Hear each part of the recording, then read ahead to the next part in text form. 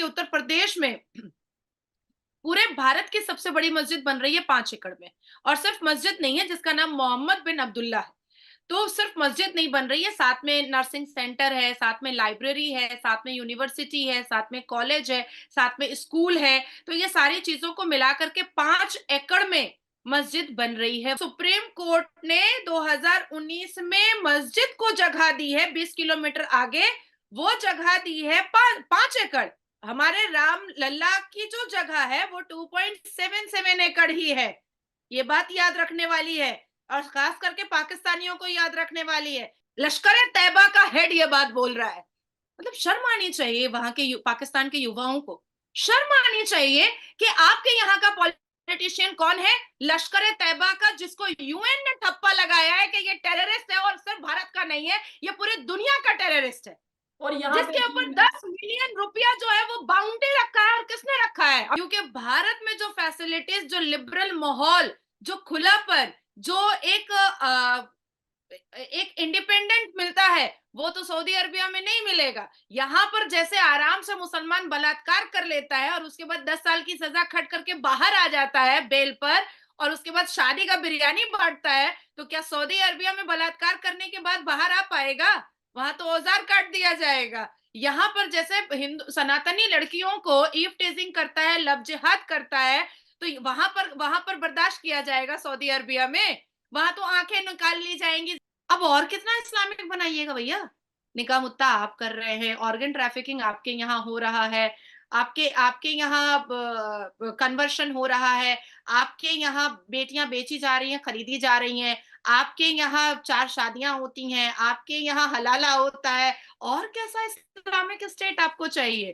कैसा जिन्होंने all India Muslim personal law board खोल कर रखा है, जमायतुल उलमाए हिंद खोल के रखा है, तो इनकी बाजार बंद हो जाएगी ना। अब सब आपस में मिल जाएंगे, सब काम धंधा करेंगे, सब पढ़े लिखे हो जाएंगे, तो इनकी तो बाजार बंद हो जाएगी, कोई जाहिल बचेगा ही नहीं मुसलमान। तो फिर इनके आगे पीछे हो करेगा कौन? इसीलिए। और NA 127 लाहौर से हाफिज सईद का बेटा फाइट कर रहा है। जी जी तो आप कैसे बोल रहे हैं कि हाफिज सईद बैन है?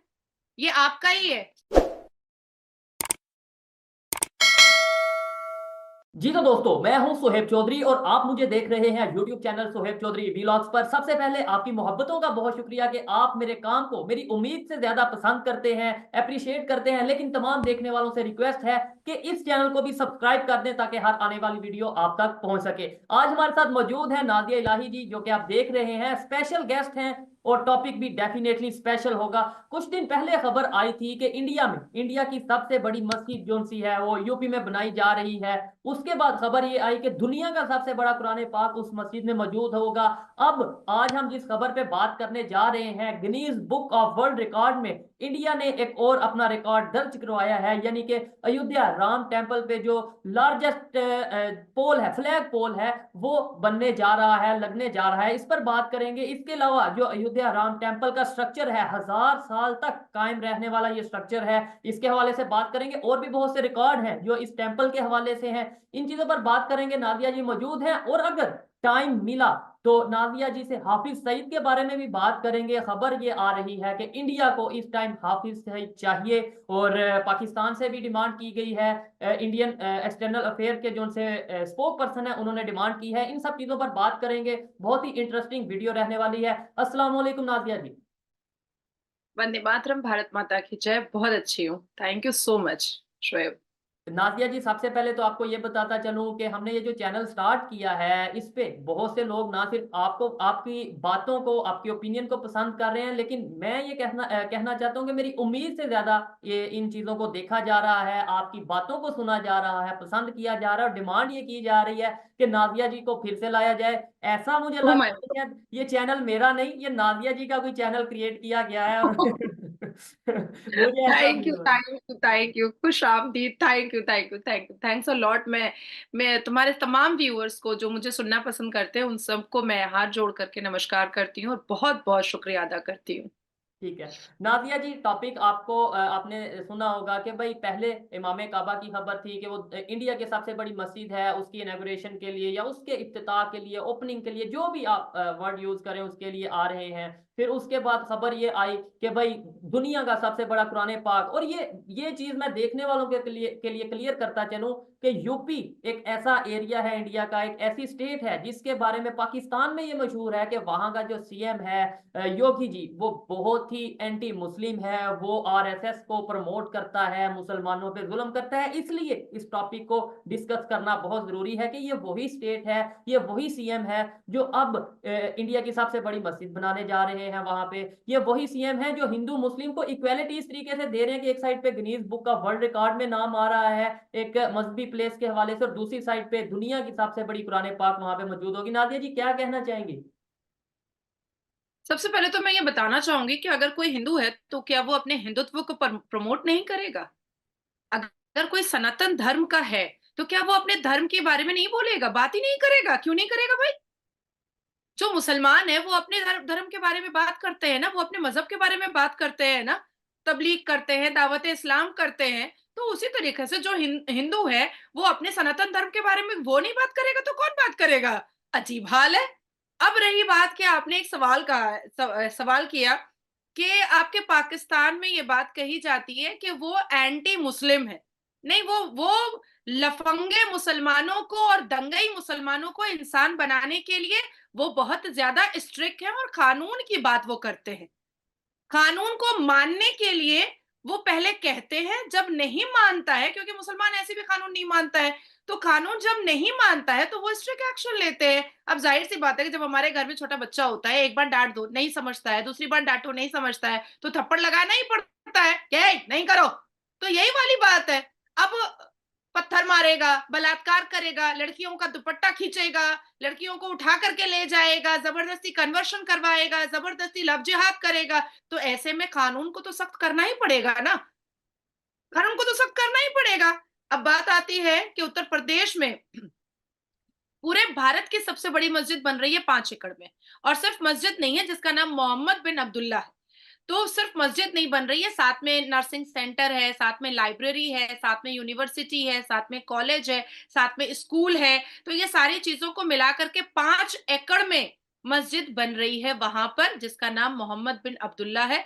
और इस दुनिया का सबसे बड़ा कुरान पाक, कलाम पाक, अल कुरान 30 पारा वहां पर रखा जा रहा है। और जैसा कि मैंने बताया कि साथ साथ बहुत सारी यूनिवर्सिटी और पढ़ने लिखने का पूरी पूरी अरेंजमेंट भी हो रही है।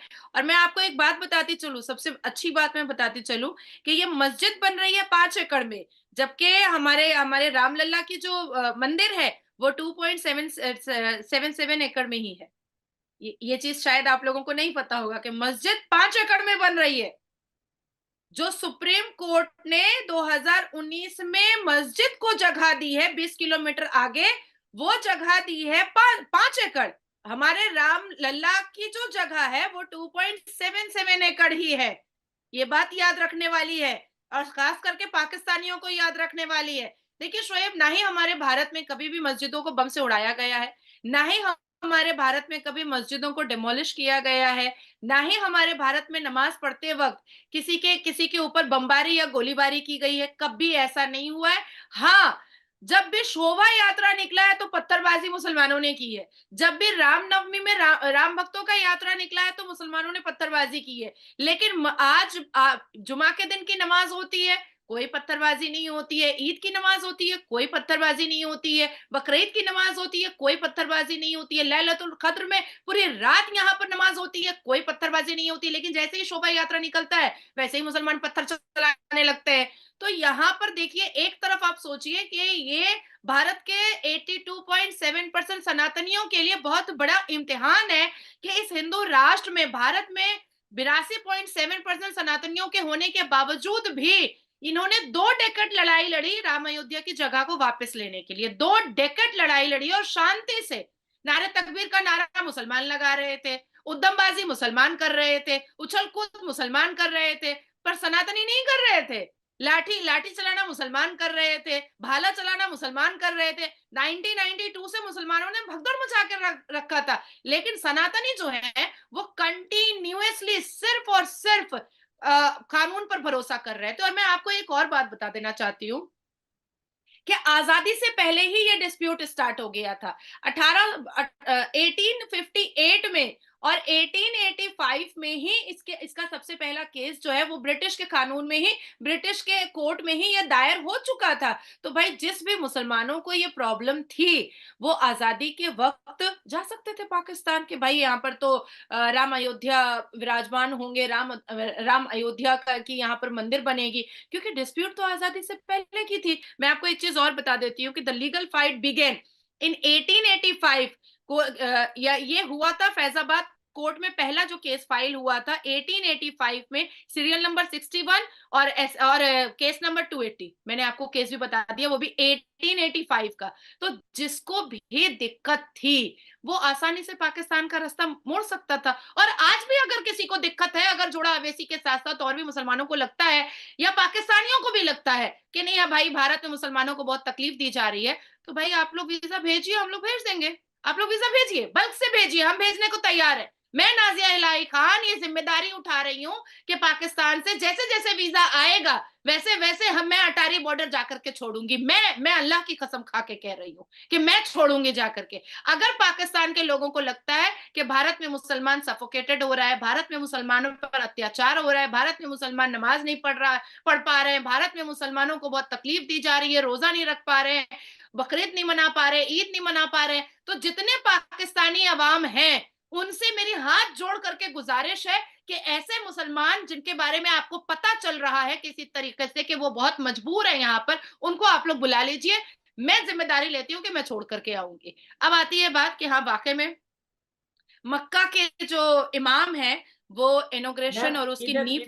इधर मैं ये देखने वालों को ये पूछना चाहूंगा कि क्या लेट्स सपोज अगर पाकिस्तान से वीजा भेज भी दिया जाए उन मुसलमानों के लिए जिन्हें शायद ऐसा इशू है, तो क्या वो पाकिस्तान आना चाहेंगे? ये एक बहुत बड़ा सवाल है हम पाकिस्तानियों के लिए, जिन्हें मतलब अपने घर में जो चीजें बेहतर करने के बजाय दूसरों के घरों में झांक के उनकी खामियों के ऊपर बात करने का बहुत शौक होता है। उनके लिए मैं सवाल करना चाहूंगा, आज लेट्स सपोज आप ओपनली पाकिस्तान की गवर्नमेंट ये कहती है कि भाई जितने भी इंडिया के मुसलमान हैं जिन्हें इशू है इंडिया में, लेट्स सपोज अगर किसी को इशू है तो वो पाकिस्तान आ जाए। मैं ये समझता हूँ अगर उन्हें इशू हुआ भी, ये मेरी पर्सनल ओपिनियन है, कोई डिसएग्री कर सकता है, अगर उन्हें इशू हुआ भी तो भी वो पाकिस्तान नहीं आएंगे। ये मेरी एक पर्सनल ओपिनियन है। कोई भी इसके हवाले से कमेंट बॉक्स में जरूर बताइएगा जी। नाजिया जी। नहीं ऐसा है ना शोएब कि मैं अब इसको पूरा कर ही देती हूँ। जी जी। पाकिस्तान तो क्या, भारत में रह रहे मुसलमान सऊदी अरबिया भी नहीं जाएंगे। कमाने के लिए जा सकते हैं, नौकरी करने के लिए जा सकते हैं, पर बाल बच्चों को लेकर के रहने भी नहीं जाते हैं, नहीं जाते हैं, नहीं छोड़ते हैं भारत। क्योंकि भारत में जो फैसिलिटीज, जो लिबरल माहौल, जो खुलापन, जो एक इंडिपेंडेंट मिलता है, वो तो सऊदी अरबिया में नहीं मिलेगा। यहाँ पर जैसे आराम से मुसलमान बलात्कार कर लेता है और उसके बाद 10 साल की सजा खट करके बाहर आ जाता है बेल पर, और उसके बाद शादी का बिरयानी बांटता है, तो क्या सऊदी अरबिया में बलात्कार करने के बाद बाहर आ पाएगा? वहां तो औजार काट दिया जाएगा। यहाँ पर जैसे हिंदू सनातनी लड़कियों को ईव टेजिंग करता है, लव जिहाद करता है, तो वहां पर बर्दाश्त किया जाएगा सऊदी अरबिया में? वहां तो आंखें निकाल ली जाएंगी, जुबान काट लिया जाएगा, हाथ काट लिया जाएगा, उंगलियां काट ली जाएंगी। तो मैं आपको ये भी कह देती हूँ कि चलिए मैं सऊदी अरबिया को भी एक चिट्ठी लिख देती हूँ कि बुला लीजिए, जो जो मर रहे हैं, जो बहुत परेशान है, जो पाकिस्तानियों को फोन कर करके बता रहे हैं कि हमको भारत में बहुत तकलीफ दी जा रही है, सऊदी अरबिया बुला ले, बुला ले। वो वहां भी नहीं जाएंगे, क्योंकि यहाँ पर जो अश्लीलता का बाजार मुसलमानों ने खोल करके भारत में रखा है, और यहाँ के कानून से जो रिहाई मिल जाती है उनको, आराम से फिर शादी ब्याह करके मटर गश्ती करते हैं, ये सऊदी अरबिया और मुस्लिम ममालिक में नहीं होगा। वहां तो एक एक उजू कटता चला जाएगा, खत्म होता चला जाएगा।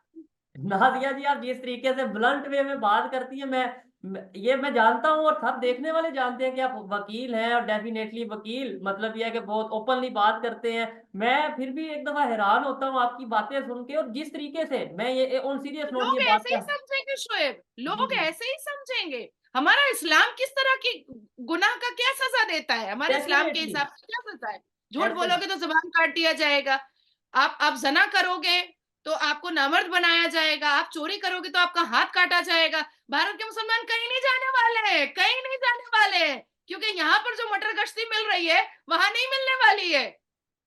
नादिया जी, लेकिन मेरे ख्याल से देखें, अच्छे बुरे लोग हर जगह पे होते हैं, और एक ही, मतलब ये मेरी ओपिनियन है, आप उससे एग्री डिसएग्री कर सकते हैं, कि एक ऐसा तो नहीं है कि इंडिया में जो भी इश्यूज हो रहे हैं वो सिर्फ मुसलमानों की वजह से हो रहे हैं, वो या पाकिस्तान में जो भी इश्यूज हो रहे हैं वो सिर्फ मुसलमानों की वजह से हो रहे हैं। ओवरऑल दुनिया पूरी में कहीं पे भी किसी भी मजहब से कोई भी ताल्लुक रखने वाला इंसान कुछ ना कुछ गलत, कुछ ना कुछ ठीक आपके यहाँ करता है। शोएब पाकिस्तान में हिंदू ही बेचारे कितने हैं, और जो हैं वो तो आप अपनी आंखों से देख चुके हैं कि मरे कुचले हैं, दबे पड़े हैं। वो क्या ही आपको परेशान कर पाएंगे?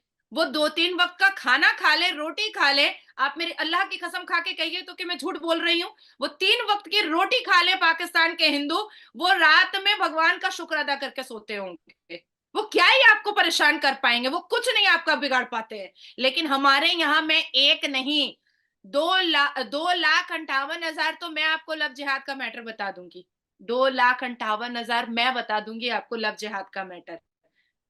मुसलमान बलात्कारियों का डेटा मैं आपको दे दूंगी। एकदम जुबान पे मेरे रटा हुआ है कि 50 मिनट में बोलती रहूंगी बलात्कारियों का नाम। ऐसा रटा हुआ है मुसलमान बलात्कारियों का नाम।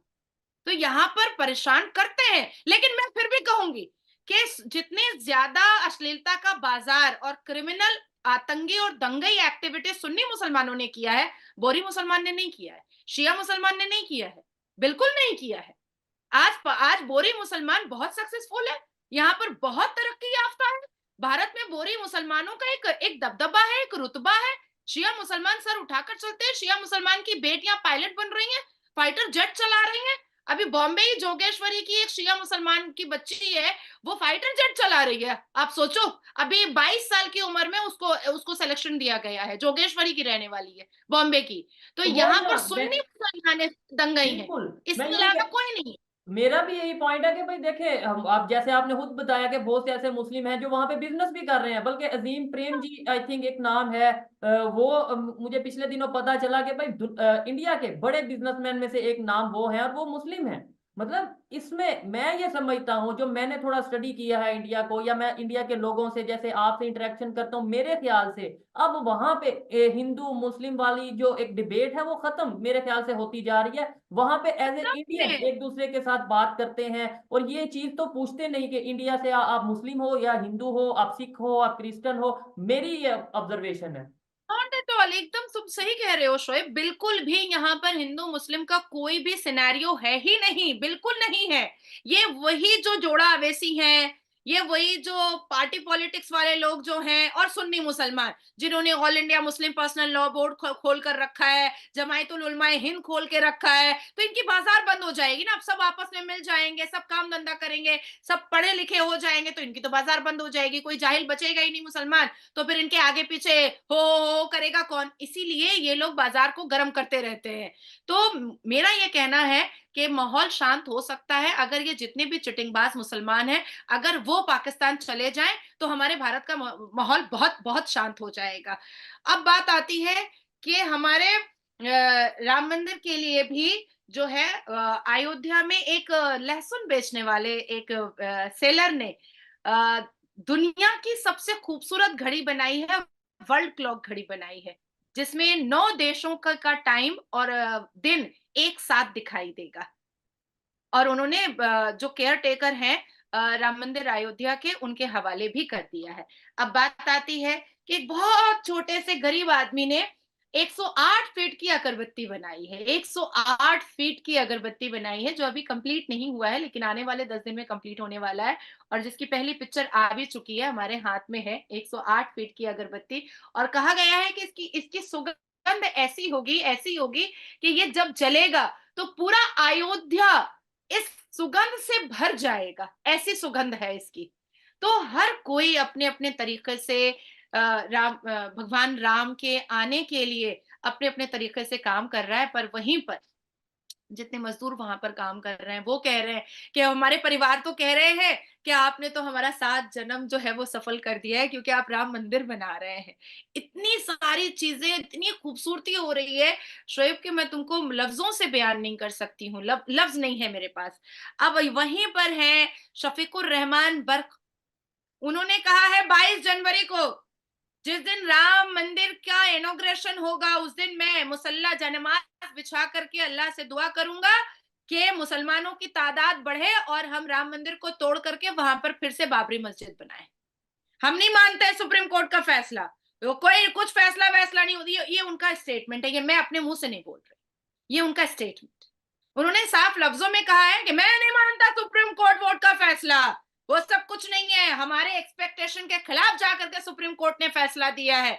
तो भाई आपने 14 वकील सोनिया गांधी जी ने खड़ा किया था, कांग्रेस की सरकार ने राम मंदिर की विरोध में कि राम मंदिर ना बने। उसके बाद फिर 201 वकील एंटायरली खड़े हुए थे कि राम मंदिर ना बने। तकरीबन 2000-3000 से ऊपर सप्लीमेंट्री पिटिशन दिया गया था और हर पिटिशन को कोर्ट ने सुना था, लेकिन फिर भी ये हार गए, क्योंकि जितने भी वेद और ग्रंथ थे और जितने भी दस्तावेज थे, जितने भी डॉक्यूमेंट्स थे और जितने भी आर्कियोलॉजिकल सर्वे रिपोर्ट आई, उस हिसाब से वो रामलला का ही स्थान था, वो जगह थी, और मुसलमान पक्ष पूरा का पूरा कंप्लीट हार गया था, हर एक हेयरिंग में हार रहा था, और जजमेंट जो है वो राम भगवान के पक्ष में गई और वहां पर राम मंदिर बना। इसके इसके बावजूद भी सर्वोच्च न्यायपालिका, हमारे भारत के honourable supreme court of India ने 5 एकड़ जमीन 20 किलोमीटर की दूरी पर दिया। और देखिए कि केंद्र की सरकार भी पैसा दे रही है, राज्य की सरकार भी पैसा दे रही है उस मस्जिद के लिए, जो मस्जिद ताजमहल से भी ज्यादा खूबसूरत है। और योगी जी के राज में मक्का के जो इमाम है वो आकर के उसका स्टोन भी रख रहे हैं, उसको उसका उद्घाटन भी हो रहा है, और इस भारत की सबसे खूबसूरत, सबसे बड़ी, सबसे महंगी, सबसे ज्यादा खूबसूरत मस्जिद उत्तर प्रदेश में बन रही है। ठीक है, इधर एक और सवाल मैं कर, क्योंकि नाजिया जी का जब प्रोग्राम होता है या जब इनसे हम बात करते हैं, बहुत से सवालात उन पाकिस्तानियों के लिए, मेरे भाइयों के लिए मौजूद रहते हैं जिन्हें बहुत सी मिसअंडरस्टैंडिंग्स है। एक सवाल मैं और करना चाहता हूँ, या बाबरी राम टेम्पल की अगर बात करें या बाबरी मस्जिद की बात करें, ये जो इशू है ये तो उनके कोर्ट ने फैसला सुना दिया, लेकिन एक सवाल मैं करना चाहता हूं, क्या पाकिस्तान में कोई हिंदू खड़ा होकर ये कह सकता है कि भाई इस्लामाबाद में ये मंदिर था और मैं इसे यहाँ पे मंदिर ही बनने दूंगा, यहाँ पे मस्जिद नहीं बनने दूंगा? क्या कोई हिंदू सिंध में खड़ा होकर ये कह सकता है कि हमारे मंदिर को डिमोलिश किया गया और अब मैं यहाँ पे प्रोटेस्ट, यहाँ पे मस्जिद बन रही है, मैं यहाँ प्रोटेस्ट करूंगा? क्या पाकिस्तान में किसी भी हिंदू कम्युनिटी के किसी भी शख्स की इतनी हिम्मत है कि वो कोर्ट में जाके एटलीस्ट इस तरीके से, जैसे इन्होंने बताया कि भाई वहां पे मुसलमान राम मंदिर के अगेंस्ट जाके, मतलब यह है कि इस तरीके से प्रोटेस्ट करने वाले हैं, वो ये कहने वाले, वो ये स्टेटमेंट अगर उन्होंने दिया कि भाई मुसलमान बढ़े, तादाद बढ़े और राम मंदिर को डिमोलिश किया जाए, ये चीजें की जाए, क्या यहाँ पे मस्जिद के बारे में कोई ऐसी स्टेटमेंट देने का सोच भी सकता है? ये एक सवालिया निशान है। बातें थोड़ी सी तल्ख होती हैं नादिया जी की, सवालात मेरे थोड़े से तल्ख होते हैं देखने वालों के लिए, लेकिन देखें, डिबेट में बात करना, सवाल उठाना मेरा हक है। शायद मैं कुछ गलत भी बोलता हूं, लेकिन आप लोगों से रिक्वेस्ट है कि अगर कुछ गलत है तो विद लॉजिक आए, नादिया जी से बात करें, मेरे से बात करें, आपको फैक्ट के ऊपर जवाब दिया जाएगा। नादिया जी आगे बढ़ते हैं जी। ये आपने अभी कहा कि क्या वहां के हिंदू, इससे पहले भी जब हमने सेशन किया था तो मैंने आपसे लाइन से पूछा था कि जो फैसिलिटीज यहाँ पर पॉइंट वाइज मैंने पूछा था, आपने ना ना ना ना जी जी आपने आपने कर दिया, ठीक है। जिस पाकिस्तान देश में हाफिज सईद जैसे लोगों को टिकट दिया जाता है, पॉलिटिकल नेता बनाने की कोशिश की जाती है, उसकी पार्टी को अफिलिएशन दिया जाता है इसके पॉलिटिकल बेटे पार्टी को को, और टिकट वो दिया जी, एलानिया, हाँ, बेटे और को टिकट। एलानिया वो ये कहता है कि अगर उसकी पार्टी जनरल इलेक्शन में बहुत भारी बहुमत में आती है तो वो पाकिस्तान को इस्लामिक वेलफेयर स्टेट बनाएगा।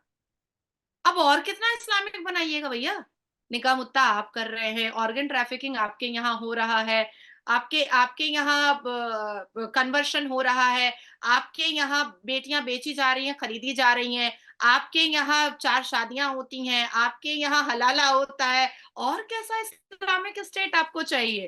कैसा इस्लामिक स्टेट चाहिए? देखिए यूएई की जेल में 90% जो मुस्लिम कैद है वो पाकिस्तान का है, चोरी छिनताई भीख मांगने के लिए। दुबई का लॉ डिपार्टमेंट का मेरे पास डेटा है, उसका कहना है कि स्नैचिंग मक्का मदीना के अंदर जो स्नैचिंग सबसे ज्यादा होती है वो पाकिस्तान के मुसलमान करते हैं, किसी का चेन छीन लेना, किसी का घड़ी चोरी कर लेना, किसी का पॉकेट मार लेना, ये सबसे ज्यादा पाकिस्तान के मुसलमान करते हैं। रीसेंट सर्वे कहता है, गूगल का रीसेंट सर्वे कहता है कि 89% मुसलमान जो है पाकिस्तानी पुरुष वो पॉर्न मूवी देखते हैं, पॉर्न मूवी देखते हैं, सबसे ज्यादा पाकिस्तान में देखा जाता है पॉर्न मूवी।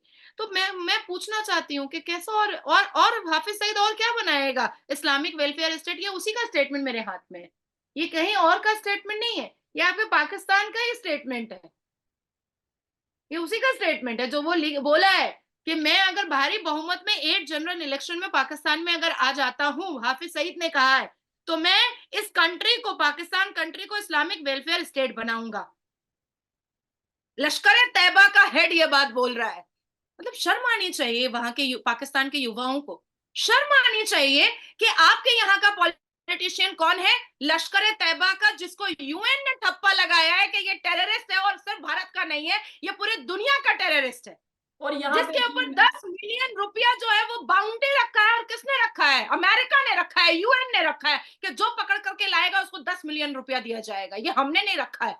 और सेकेंडली मैं ये भी कहना चाहूंगा, ये सिर्फ यूएन ने नहीं, पाकिस्तान में भी जो हाफिज सईद की पार्टी है वो बैन है। उधर से ये अंदाजा लगाया जा सकता है कि भाई हम, चाहे यूएन का प्रेशर हो, चाहे अमेरिका का प्रेशर हो, या किसी का भी प्रेशर हो, हमने ये अपने कागजों में, अपने डॉक्यूमेंट्स में ये क्लियर की है चीज कि हाफिज सईद या उसकी जो एक्टिविटीज हैं या जो पार्टी है वो इलीगल है। तो इसका मतलब है कहीं ना कहीं आप भी एक्सेप्ट करते हो, पाकिस्तान के लोग भी एक्सेप्ट, गवर्नमेंट एक्सेप्ट करती है कि जी कुछ ना कुछ गलत उसकी तरफ से किया गया है। और अगर नहीं चलिए किया मैं गया, इसको अगर भी क्लियर अगर कर देती हूँ, जी मैं इसको भी क्लियर कर देती हूँ शायद।